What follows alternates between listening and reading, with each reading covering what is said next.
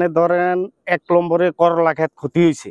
যেমন আমারে 100 শতক জায়গা পানির তলে, এই তো দেখতে আছেন পিছনে, হ্যাঁ চাং শেষ। 100 শতক করলা, 100 শতক মূলা, 70 শতক ডেটা, বুঝছেন নি? এটি বর্তমানে ইন্ডিয়ার পানি আইসা পানির তলে নিয়ে গেছে, পানির তলে নিয়ে গেছে। এই মৌসুমে কয়বার পড়লেন পানির নিচে? এই বছর এই পর্যন্ত 2বার হয়ে গেছে, কিন্তু আরো হওয়ার সম্ভাবনা, আরেকবার করলে সম্ভাবনা আছে। দেখেন এইদিকে মূলা করছে, মূলা ক্ষেত একবার সাধ্য হয়ে গেছে গোমতী নদীর পানি এসে। আমার পিছনে সাং আছে, সাঙে মনে করেন হয়ে গেছে, এই গোমতী নদীর পান সাঙের নিচে পানি আইয়া সাং তল পড়িয়ে গেছে।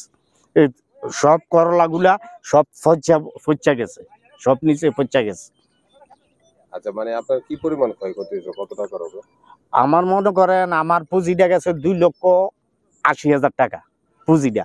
এই মুহূর্তে বেচা কালে আমি 80,000 টাকার মতন আমি মনে হয় বেচায় পাইছি, আরো 2 লক্ষ টাকার মতন আমার এই ক্ষতিপূরণ আছে, লস আছে।